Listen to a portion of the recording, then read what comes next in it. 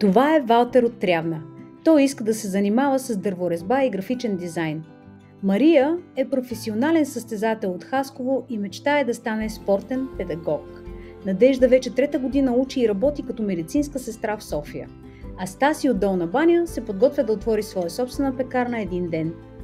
Това са само няколко от талантливите български младежи в неравностойно положение, на които помагаме да се реализират професионално. Всяка година нашия екип търси талантливи деца без родители или в риск из цяла България и ги подкрепя, за да влязат в университет и да се квалифицират, за да започнат работа. И докато с лекота намираме средствата за тяхната реализация, най-голямото предизвикателство всяка година остава съхраняването на екипа ни. Имаме нужда от вашата помощ, за да продължи нашия екип да съществува и да се бори за талантливите български деца, за които няма перспектива, ако някой не им подаде ръка.